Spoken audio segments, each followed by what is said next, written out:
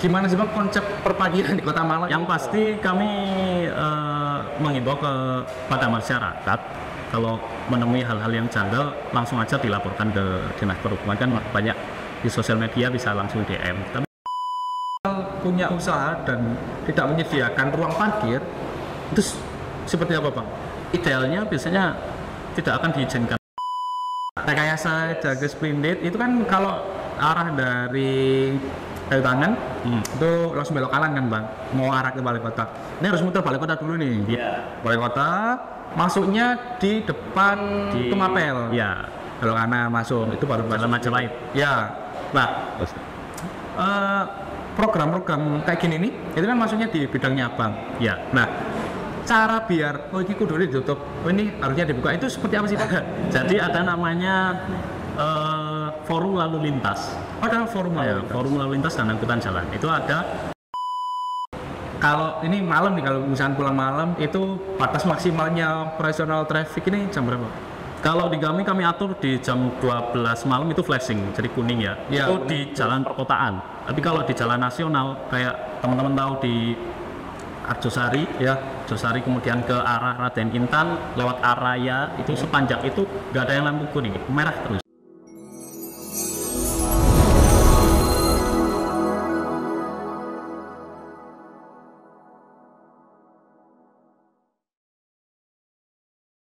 Nah, kembali lagi di Berbaris berbincang bareng senior inspiratif episode ke-23.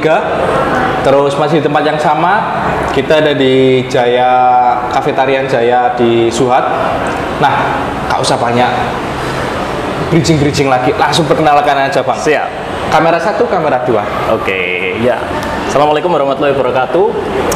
Mohon izin senior yang menyaksikan, untuk rekan-rekan juga PPI. Mohon izin perkenalan, saya Fitro Kusma Pradana, Purna Tugas 2009 dari Satuan, disebutkan juga? Iya. Satuan SMK Negeri 5 Malang. SMK 5. Yes. Tadi ngobrol sama Kak Yayu 2008. Sekarang sama Abang 2009. Yes. Bang Fitro SMK 5. Ya, SMK 5. SMK 5. Ini SMK 5 terus juga 2009. Saya 2009 trauma sama Bang Robin. Bang Robin. Di mejanya ini ada pernak-pernik paskibraka. Iya, saya waktu itu dikabarin sama waktu itu Pak Ketua ya. Iya. Pak Ketua ngabarin pas ya nonton podcastnya Bang Robin.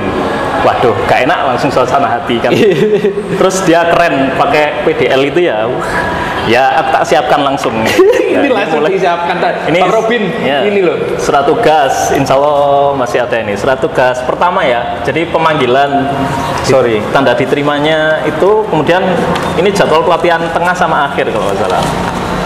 Ini kita bahas satu-satu dulu Bang. Ya, boleh. PPI 2009.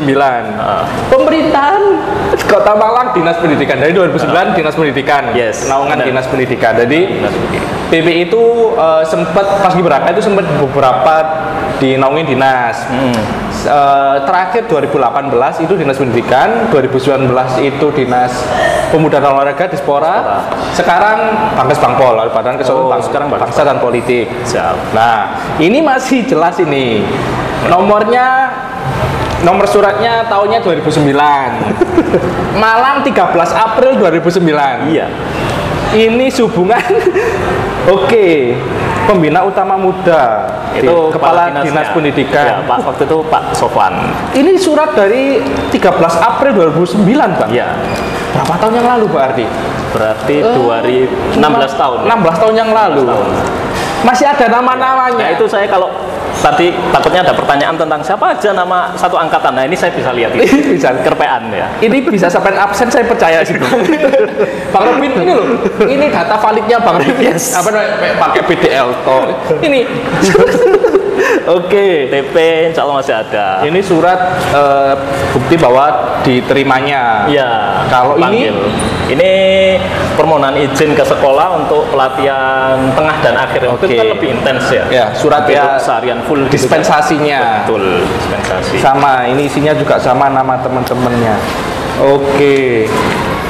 Itu jadwalnya. Jadwal. Di belakang. Oh, dulu latihannya. Nah, ini ada tempat latihannya ini. Ada. Lapangan Rampal dulu, Bang. Ya.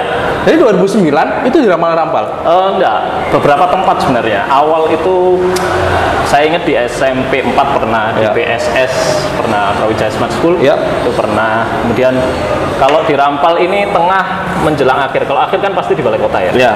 Itu. Oh iya, pelatihan tengah itu di Rampal. Oke, masih ada tempat. Ya. Oke. Ini sudah. Spesimen tuh. Itu apa, Bang? Apa aja itu, Bang? Nah, ini waktu seleksi. Seleksi kan bawa Oh ya, identitas nama, diri identitas ya. dari satuan. Terus apa ini? Nomor pendaftaran itu ya. Nah, ini ketika kita waktu pertama kali daftar. Terus kalau sudah lolos, Lolos ada nomor ini 211. satu. Dulu kan dipanggilnya ini ya? Iya. Panggil nama kan? 211. Iya, 211 gitu. Siap. Oke. Paling suka pas dipanggil kakak-kakak. Tadi termasuk Kak Intan itu juga. Kak Intan, Kak Yayu, Kak Kak Jaju itu manggil tuh. Iya. Siapa ngomong gitu? TP. Nah, ini baru kebanggaan nih. Iya. Jadi TP itu tanda pelatihan, tanda pengenal tanda pelatihan. Jelas ini dari dulu desainnya sama ini kayak gini. Itu saksi pelatihan itu ya. Saksi ini validasi. Iya, kena lumpur, kena air. Dan itu kan. gini, senior itu gini loh. Ya kita walaupun sudah senior ini Bang ya, cuman kita waktu baca pasca. Gak boleh kotor, gak boleh jatuh, gak boleh SP pasti kan. Nah ini kan taruh di sini senior, mohon izin, kita taruh di sini. Terus kita push up, walaupun push up gak boleh nyentuh dadanya ya. Cuma kalau kita nggak kuat ya suka nyentuh kan. Itu kan juga jatuh kalau macam. Iya. Terus ini bukti nyata perjuangan ini. Ini dulu kan ada penitinya. Iya. Ini saya ingat peniti, saking kami khawatirnya jatuh itu kan ada peniti, biasanya didobel gitu ya. Iya. Waktu itu saya perwakilan penyematan kan. Oh, perwakilan Waktu penyematan. Pak Wali Kotanya Pak Penny Nah. sampai kesusahan beliaunya ngelepas itu. Iya. Takutnya jatuh. Jadi Karena memang dan di belakangnya ini kita ada identitas dirinya. ya, kalau jatuh bisa ada yang Iya, dan itu kejadian di angkatan saya Bang. Pernah Dia jatuh gitu? jatuh di sekolah. Maksudnya kita dulu naik angkot. Jadi waktu di angkot jatuh dan diantar ke rumahnya Cewek karena bukan? cewek Nah, masih. itu susah. Itu nggak tahu mungkin kayak yang berhijab gitu ya. Iya. Nyantol. Bener, dan iya bener dia berhijab terus jatuh nggak sadar dan alhamdulillahnya dikembalikan ke rumahnya. Nah ini ada di belakangnya ada nama, identitas, bahkan nomor telepon. Ini masih nomor rumah Bang ya? Ya, nomor rumah. Oke, validasi Bang Robin. Oke. Ini mungkin Bang Robin Pengen Ada datang ya? ke Paris lagi, bawa satu koper barang-barang. Oke. Nah itu apa lagi Bang? Nah, yang Oh, pasti ini buku kayak, saku. buku saku sama kayak Bang Robin kemarin ya. Terus Oke. ini yang simbolis ada Gasper, Repaulit sama Kendit. Ini saya satukan jadi satu. Oke, di satu tempat ya memang biasanya paling enak nyimpennya di satu tempat. Ada kendit, biasanya untuk PDU, Iya. atribut-atribut PDU. Ada kendit, evaluit, terus ini untuk gespernya, gitu. Ini kalau nggak menggilap, ini kena kita Bang ya. Iya pasti. Ini harus Itu gitu loh. saya simpen aslinya nggak terlalu mengkilap itu ya, belum saya berasuh. Ini ada kartu namanya fotografer tercinta. Ini Bapak almarhum Pak Karmen ya. almarhum Pak Karmen. Ini Terselip kartu juga nama. di situ. Kita dulu kasih kartu nama satu-satu ini. Iya, dikasih. Jadi kita dulu Pak Karmen ini almarhum Pak Karmen pasti senior-senior pasti tahu lah. Tapi kalau belum tahu, Pak Karmen itu adalah fotografer legend. Pasti PPI pasti tahu lah. Kalau orangnya masih ada. Iya. Almarhum ini Pak Karmen Baik ini legend banget. Baik banget. Orangnya datang kita langsung semangat. Iya. Karena foto gini, kalau ngefoto orangnya, kita bahas Pak Karmen dulu nih Bang ya. Karena aku kangen banget sama orangnya. Pak Karmen dulu kamera didata cekrik. Hasilnya bagus. Hasilnya bagus. Tanpa teori, tanpa apa? Presisi. Cekrek. Iya. Dan kita kalau mau ngambil fotonya, kita harus ke rumahnya. Iya, ke rumahnya. Dan ke rumahnya harus rebutan sama teman-teman. Iya. Saya tuh waktu ngambilnya terakhir. Terakhir. Banyak dibonusi. Oke. Ngambil 5, bayar 1. Jadi Pak kayak Karmen. gitu. Oke. Baik banget beliaunya. Insya Allah. Dulu orangnya di Bareng. Ya, bareng betul. Bareng Kulon. Nah, mudah-mudahan Pak Karmen ya ditempatkan di tempat yang terbaik. Amin. Nah, Ini udah kalah telak Bang Robin. Bang Robin sampean udah kalah telak, sampean cuma PDL, celanangan ini kalah telak udah. Nah, beda orang ini ya. Iya. Inspirasinya beda. Nah, berarti dulu Abang 2009 satu angkatan sama Bang Robin. Kalau yang Bang Ajib. Oh ya, Yang ke pernah kesini berbaris ya, Bang Ajib, Bang Robin. Itu ya? Itu. Udah. Oh, Bang ini. Bang siapa namanya? Zin. Oh, itu Bang 2000. Surya Bang Surya senior 2008. Nah, 2008. Bang Fitro dulu SMK 5. SMK 5. SMK 5. Nah, dulu jurusan apa Bang? SMK 5. Jurusan Teknik Komputer dan Jaringan. TKJ. TKJ. Oke. Tapi domisili Malang terus Bang. Maksudnya Domisili lahir Malang. Lahir Malang, alhamdulillah. Sekolah SD negeri, SMP negeri, SMK negeri, Malang semua. Oke. Nah, dari TKJ nih Bang. Emang dulu SMK 5 itu paskibrakanya sudah hidup di tahun 2009? Sudah ada. Jadi Sudah ada satuan? beberapa angkatan. Jadi yang kami ketahui senior yang sebelum kami waktu itu sudah ada yang bergabung di PPI juga di tahun 2. Yang paling senior ya, yang saya ingat 2005 itu ada Bang Trias. Bang Trias kalau nonton mohon izin. Terus Bang Prem 2006, pengibar waktu itu beliaunya 2006. Dan di 2008 ada juga, itu yang banyak yang menginspirasi kami jadi paskibraka. Oke, jadi memang benar. Tadi Kak Jacu juga bilang, Kak Ayu juga bilang, senior itu yang membimbing kita di masuk di paskibraka kota, bukan karena orang dalam, bukan, membimbing. Misal kita nggak pernah usap nih, diajarin sama senior, kayak gitu, sesimpel itulah.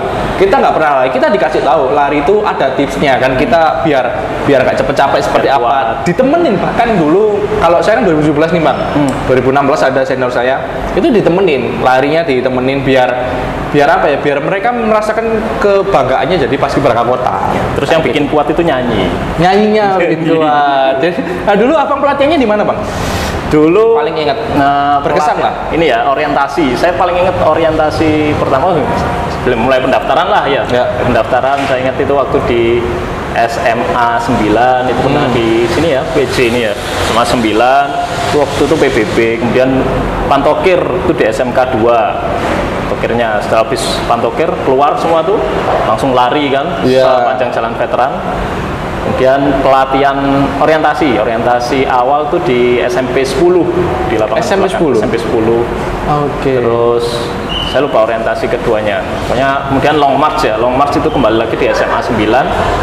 Long march dan pelatihan pernah di BSS SMP 4 dan di Rampal, terakhir di Balai Kota. Nah 2009 temen dulu yang paling Abang deket di paskibraka tahun 2009 siapa Bang? Saat Capaska nih. Paling deket, hampir semua deket sih, cuman yang berkesan ya, yang dulu berkesan termasuk Bang Robin ini. Termasuk Bang Robin. Kami ini RT ya dulu, RT. Waktu apa, Desba. Iya, sama-sama saya juga RT. Dulu apa RT berapa? Lupa aku, RT 10 apa berapa ya? Lupa aku. Cuman waktu itu RT saya itu kebetulan banyak ceweknya, minim cowok. Jadi yang effort kerja waktu itu Desba cowoknya. Waktu itu ada yang mens lah, ada apa kayak biasalah cewek ya.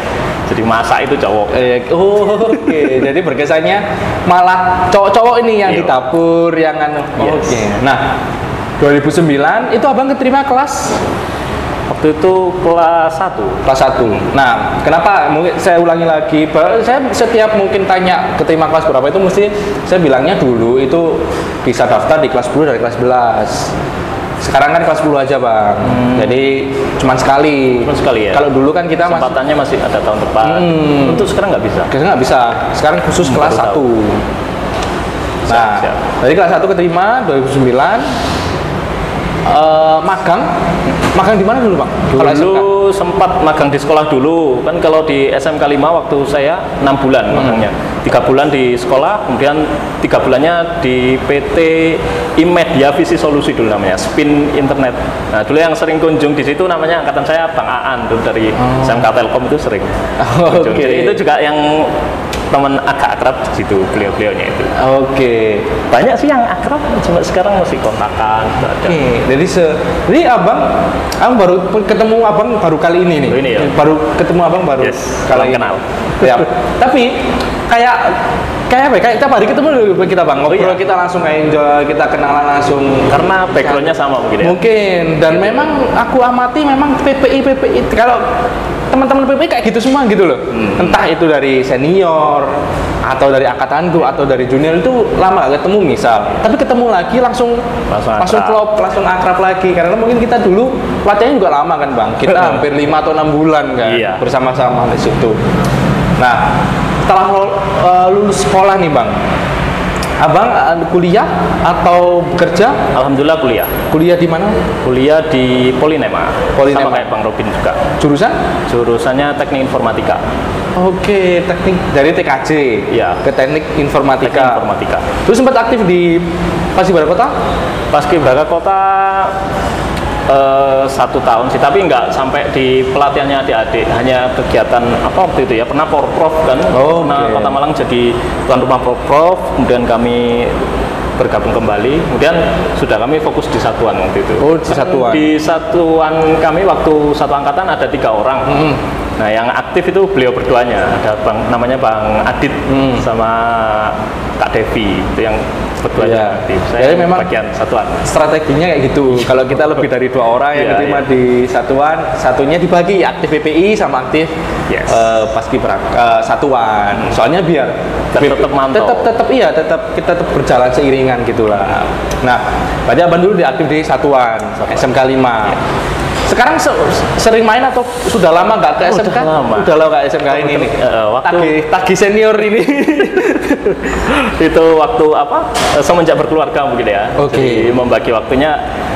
Ya kadang titip salam aja apa yang bisa kami. Biasanya waktu pengibaran sih kumpul gitu ya. Waktu pelatihan sudah banyak adik-adik yang lebih mumpuni lah, lebih fresh gitu ya. Kalau pelatihan zaman dulu dengan pelatihan yang sekarang kan harusnya sudah banyak inovasi-inovasi. Pasti. Soalnya itu momen-momen pengibaran itu adalah momen-momen kita apa ya, mengingat momen kayak lebaran lah itu hanya kita reuni, nostalgia ketemu teman-teman yang dulu seperjuangan, seangkatan, nyambung silaturahmi lagi. Nah, kuliah nih bang, udah beda nih rananya. Struggle di situ. Di SMK beda. Nah ini jurusannya juga beda. Alasannya abang ngambil di Teknik Informatika? Karena waktu itu yang familiar ya, mungkin kaitannya dengan jurusan kami waktu SMK kan TKJ. Ini yang masih turunannya di situlah, masih satu rumpun. Dulu ada sebenarnya selain Teknik Informatika ada Teknik Telekomunikasi, TT atau jaringan telekomunikasi digital, itu ada di situ. Tapi kami memutuskan ya udahlah Teknik Informatika aja karena disarankan keluarga dan lain-lain. Jadi lebih mengarahnya di situ. Nah, di situ ada momen-momen struggle atau gimana bang? Sangat. Adaptasi dari Paskibraka itu apa bang? Kalau momen struggle kalau boleh diceritakan? Sebenarnya, nah termasuk ini ya. Tadi yang kenapa masih saya simpan karena sangat berkesan sekali dalam hidup saya itu Paskibraka. Jadi dulu kan saya waktu SMP itu jadi siswa biasa mungkin SD sih waktu itu memang bukan dituntut ya, harapan orang tua selalu berprestasi seperti itu, paling enggak itu dalam nilai. Jadi dulu kan usumnya rankingan gitu loh. SD, kemudian di SMP juga seperti itu. SMP kebetulan karena alhamdulillah waktu itu nilai ujian UN dulu kan pakai nilai UM ya. Pakai nilai UN, masuknya di SMP yang katanya favorit gitu. Waktu itu akhirnya saya masuk di situ, udah ketemu teman-teman yang top banget. Nah dari situ saya kok kayaknya berat banget rasanya SMP. Jadi udah di SMP-nya favorit, kemudian di kelasnya itu juga kelas unggulan. Jadi kayak merasa ada tuntutan tersendiri, dan di situ saya mulai berpikir ya apa ya cara nih biar setelah lulus nih aku bisa percaya sama diri sendiri, mengandalkan diri sendiri, nggak mengandalkan orang lain. Saya memutuskan setelah aku biasanya trennya teman-teman di SMP saya itu masuknya SMA negeri, SMA Tugu gitu ya. Saya enggak lah, udah nggak masuk situ, masuknya di SMK. Terus saya coba hal baru, kan di situ banyak yang baru ya, jurusannya baru, namanya ada pelajaran produktif lah ini. Akhirnya di situ terbangun kepercayaan diri saya, kemudian sampai lanjut di Paskibraka, lanjut di kuliah. Di kuliah itu masih terbawa suasana suasana paskibraka itu masih susah move on-nya. Jadi memutuskan juga masuk di namanya resimen mahasiswa, tahu ya? Kalau di kampus itu yang pakai baret ungu, pakai ada yang kayak PM itu hijau gitu, masuk di situ saya. Jadi menyeimbangkan waktu UKM ya itu ya, UKM sama kegiatan kuliah. Itu struggle-nya sih. Oh, berarti sempat masuk resimen mahasiswa. Sempat aktif di situ karena masih terbawa paskibrakanya. Iya. Saya kira mirip-mirip ya, ternyata naik level, bro. Naik level, bro. Nah, dari SMA, SMK jurusannya beda. Kuliah jurusannya beda. Terus kerjanya Bang yang aku tahu ini juga beda nih. Iya. Sekarang kerja di Dinas Perhubungan. Yes. Nah, di pemerintah Kota Malang, Dinas Perhubungan. Beda lagi nih. Ya.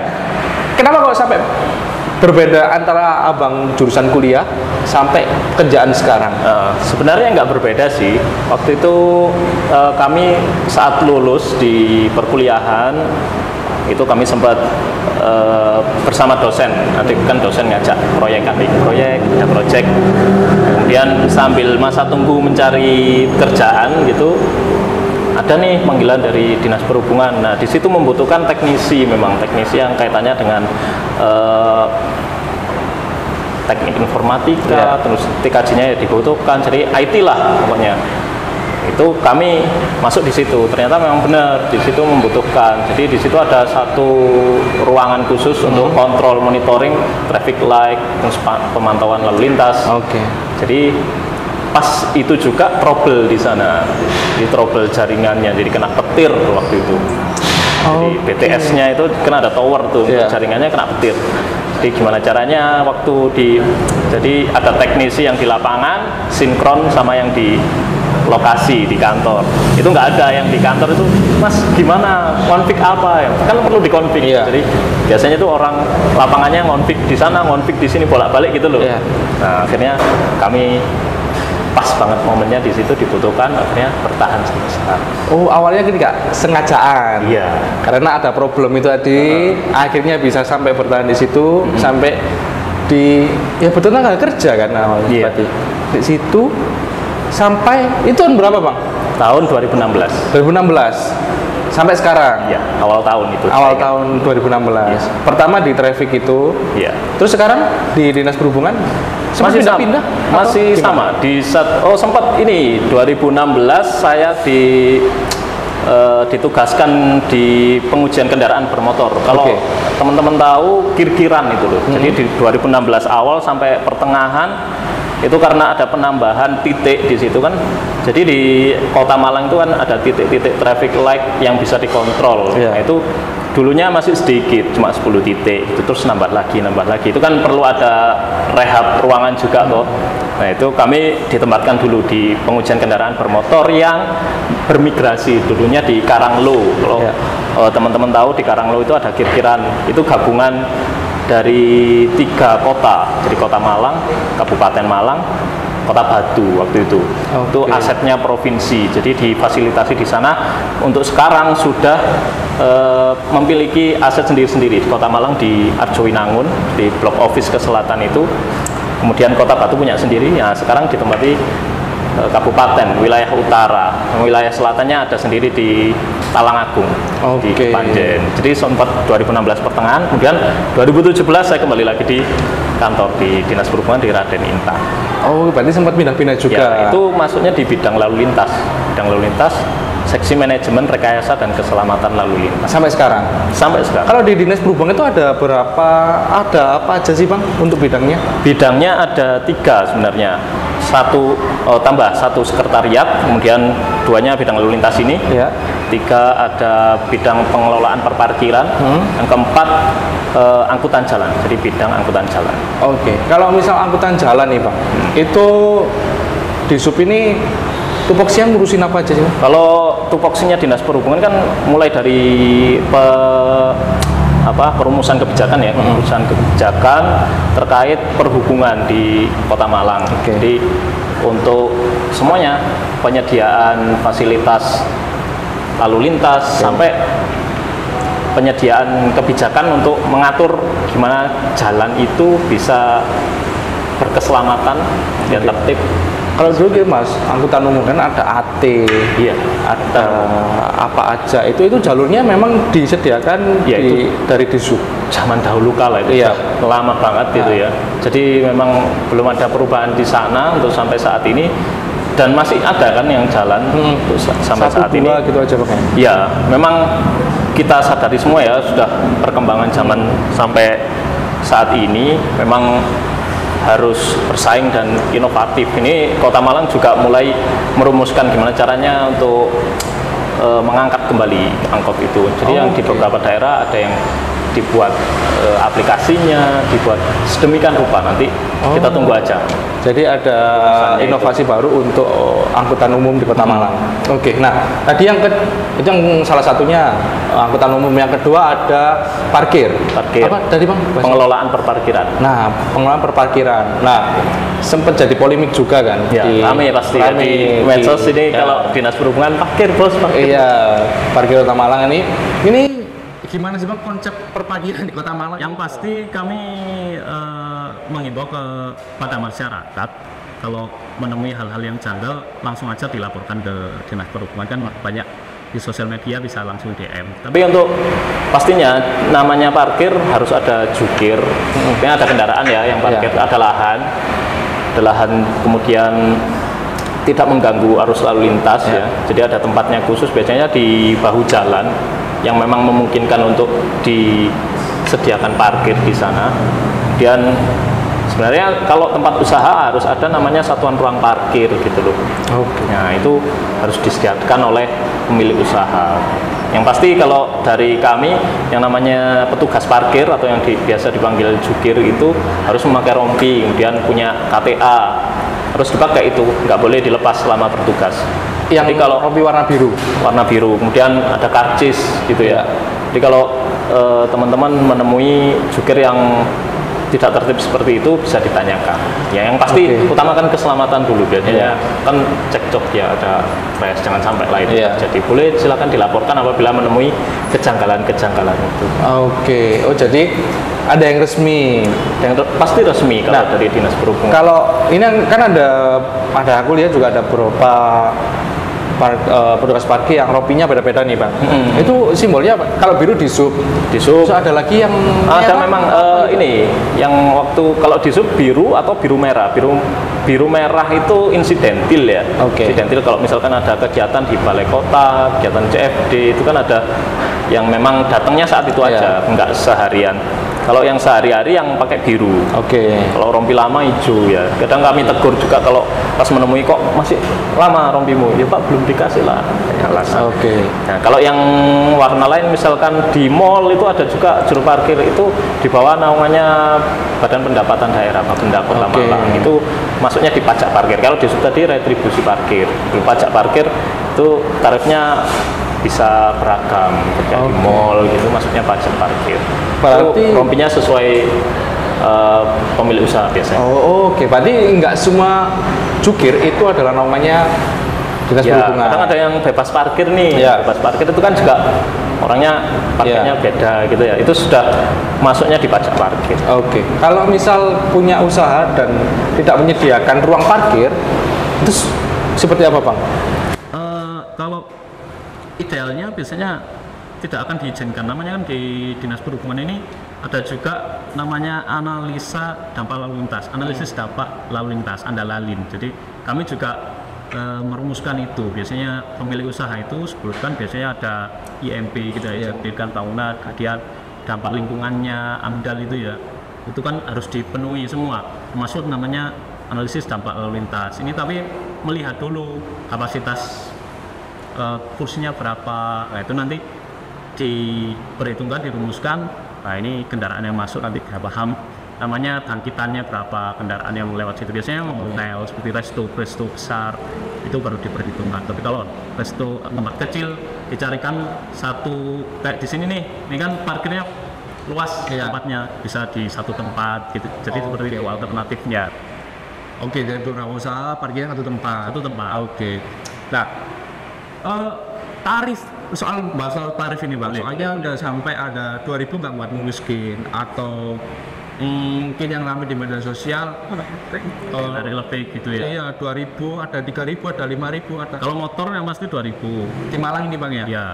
motor Untuk, 2.000. untuk kendaraan roda 4 3.000 Oke, gitu. itu tergantung di Semuanya itu yang di bawah naungan Disub ya. Iya. Kalau yang Pak Penda tadi yang saya sebutkan di mana seperti di mall gitu kan memang ada yang per jam. iya. Oke, jadi yang di naungannya di sub itu adalah motor 2.000, mobil itu 3.000. Oke. Nah, kalau lihat trafiknya parkir Kota Malang ini bang, apa sih kenapa sampai ya sempat kemarin banyak polemik di Malang, di mana-mana ada tukang parkirnya. Itu apakah wajar seperti itu atau positif atau negatifnya? Nah, ini yang perlu pembahasan lebih lanjut ya, mungkin butuh dialog khusus dengan para pimpinan. Ini yang perlu dibahas, memang masih jadi bahasan yang tidak selesai Iya. sekarang. Memang panjang, banyak aspek di samping itu. Oke. Jadi kalau kapasitas saya menjawab ya itu masih fair buat kita semua. Oke, memang ini lagi proses untuk Proses diproses pasti. Jadi memang setiap waktu kami itu penertiban Iya. intinya pasti. Jadi memang terkadang tuh masyarakat ada nih yang inisiatif Iya. tiba-tiba Pak saya bantu jaga, itu sebenarnya kurang tepat. Iya. Kurang tepatnya karena tidak hanya menjaga, kan mereka berharap juga kalau Iya. memaksa gitu kan. Pak ini ada tarif itu sebenarnya nggak boleh. Oknum-oknum kayak Iya. gitu ya Bang. Oke, jadi ini masih proses. Jadi karena pasti ada perubahan yang lebih baik untuk masyarakat ke depannya. Nah, yang tadi yang di bidangnya apa sekarang adalah rekayasa lalu lintas. Iya, saya di bidang lalu lintas. Oke. Ada 2 seksi di dalamnya, ada pengendalian dan operasional, kemudian seksi manajemen rekayasa dan keselamatan lalu lintas. Nah itu yang di bidang saya sendiri itu menyelenggarakan sarana lalu lintas, jadi kayak rambu, traffic light. Jadi di prasarananya itu biasanya ada PU ya. Ya. Jadi PU Bina Marga itu membuat jalan. Nah di atas jalan itu ada apa nih? Ada rambu kan pasti. Nah itu dari Dinas Perhubungan, marka, rambu, Oke, nah Dinas Perhubungan. ini yang mungkin yang baru di Malang adalah ini peralihan jalan memang keseplintit. Oh ya, rekayasa. Rekayasa jalan keseplintit itu kan kalau arah dari Kayu Tangan itu langsung belok kanan kan bang, mau arah ke Balai Kota.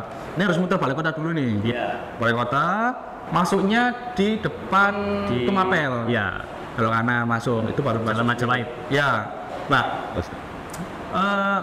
program-program kayak gini nih itu kan maksudnya di bidangnya abang. Ya. Nah, cara biar ini kudu ditutup, ini harusnya dibuka itu seperti apa sih Pak? Jadi ada namanya forum lalu lintas. Ada forum Ya, lalu. forum lalu lintas dan angkutan jalan itu ada. Jadi tidak hanya di sub yang merumuskan itu. Jadi kebijakan itu pasti diketahui oleh pimpinan daerah. Namanya ada wali kota, Ya. wali kota dan Bapak Sekretaris Daerah Kota Malang. Kemudian ada juga kepolisian, ada juga TNI. Jadi banyak unsur di sana. Ada unsur akademisi, kemudian masyarakat yang diwakili oleh kecamatan, kemudian kelurahan. Nah, aspirasi-aspirasi masyarakat juga diperlukan melalui forum itu.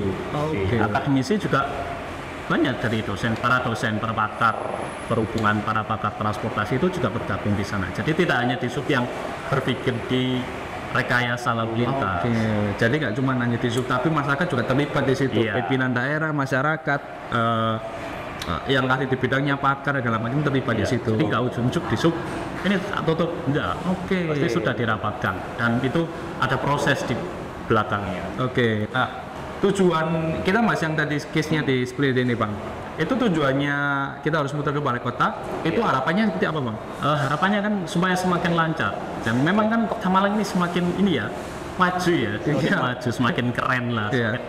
Anak-anak muda kan pasti tahu Kayu Tangan dibangun seperti itu, Ya. nggak lama langsung banyak pengunjungnya. Betul. Kan?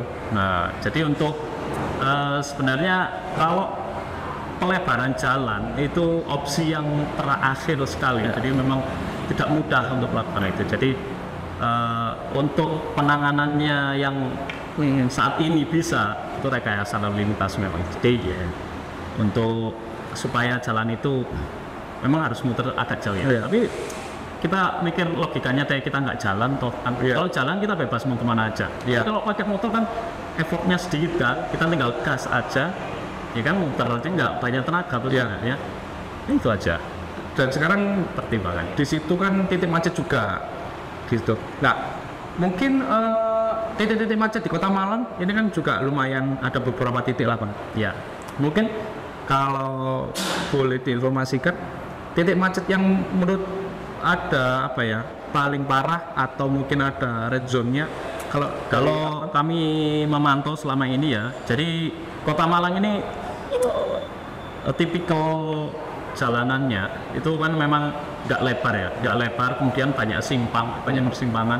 Karena memang kan Kota Malang dulu didesainnya untuk tempat tinggal sebenarnya, Oke. bukan untuk jalur-jalur yang perkotaan industri besar. Jadi tapi dilewati juga gitu loh.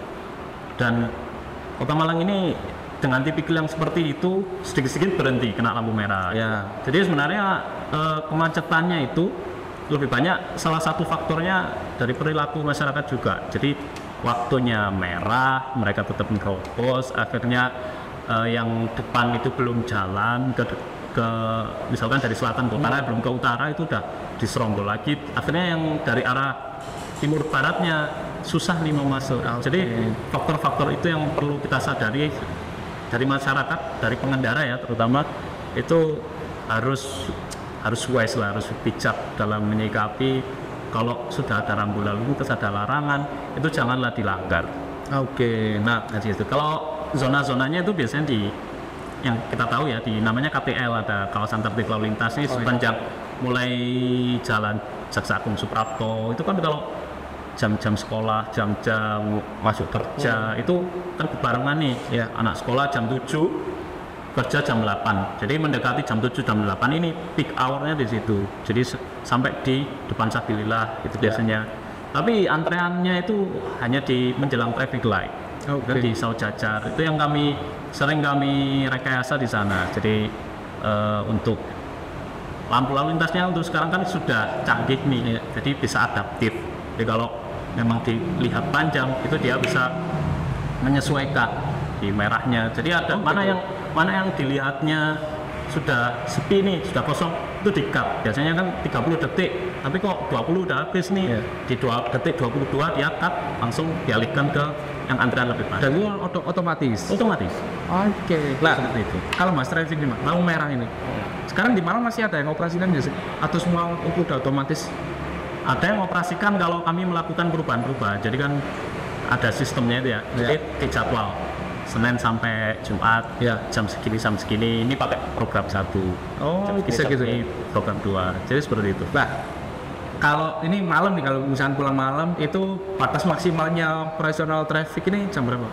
Kalau di kami atur di jam 12 malam itu flashing, jadi kuning ya. Ya, Itu di jalan perkotaan. Tapi kalau di jalan nasional kayak teman-teman tahu di Arjosari, Arjosari kemudian ke arah Raden Intan lewat Araya itu sepanjang itu nggak ada yang lampu kuning, merah terus karena jalan nasional pasti dilewati kendaraan besar ya. Kendaraan besar yang pasti beroperasionalnya waktu malam gitu loh. Oke. Jadi di situ nggak mungkin ada kayak biasa cuma kuning aja gitu. Sampai Rampal, sampai ke selatan. Kadang nyala terus. Oke. Nah, ini mungkin banyak nggak tahu juga karena sekarang ya itu lagi masa proses mungkin pengumuman pas keberapa Kota Malang 2025 Bang. Nah, mungkin ada nggak sih pesan yang Abang mau sampaikan ke adik-adik soal ya Sabang sebagai dinas perhubungan? Oh ya, sampai sekarang di dinas perhubungan Bang. Nah ini kebetulan ya jadi curhat ya. Bentar lagi kami terhitung tanggal 30 Juni kami bergeser di Sekretariat Daerah Kota Malang, jadi Balai Kota Di bagian umum. Oh, berarti 31 ini? 30 Juni ya. Juni ini ya. Oh, berarti ini ngobrol sambil ini ya masa-masa transisi ya. Yes. Oke. Jadi selama berapa tahun Bang berarti di Zoom? 2016 ini tahun ke-9 ya berarti ya. 9. Oke, 9 tahun di Zoom dan bulan ini tanggal 30 Bang geser ke bagian umum. Ya, mohon doanya. Amin. Siap. Nah, ini buat adik-adik ini Bang. Ya, Pesan-pesan untuk berlalu lintas lah. oh iya, kalau berlalu lintas yang pasti ini kalau adik-adik Capaska ya, Ya. biasanya ada yang belum punya SIM nih. Belum. Masuk itu usia berapa sih? SMA 16. 16 17 ya. Nah, yang belum punya SIM jangan memaksa. Biasanya senior-senior juga greget banget kalau Iya.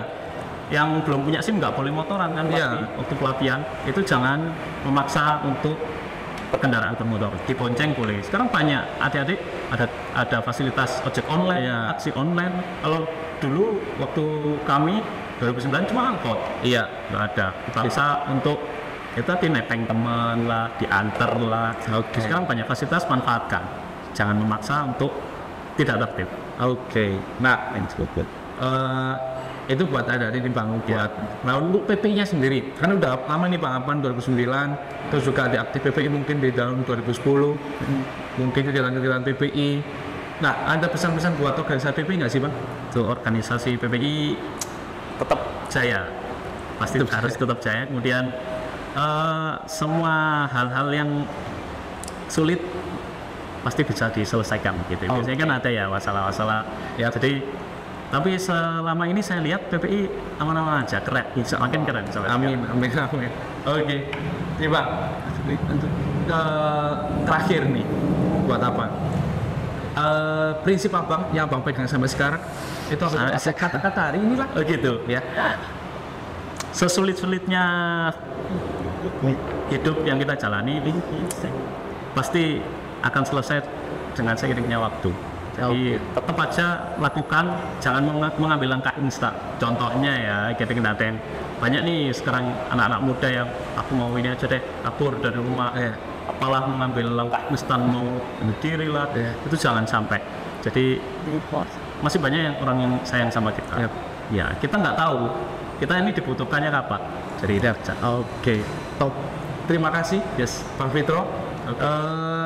Bakalan banyak cita-cita lagi di luar kamera atau langsung aja nanti tanya ke Bang Fitro juga. Siapa lagi juga ke Balai Kota, kita setiap acara pasti bakalan ketemu. Sangat terbuka. Siap. Terima kasih Bang Fitro. PPI tahun 2009. Terima kasih untuk PPI 2009 yang seangkatan sama Abang, mungkin udah kesini mungkin Bang Robin gitu-gitu. Pak Ajib. Jangan sampai Bang Ajib, jangan sampai kanan. Terima kasih Bang Vito, Yes. tahun 2009 dan tetap di Berbaris berbincang bareng senior inspiratif. Terima kasih Bang. Terima kasih.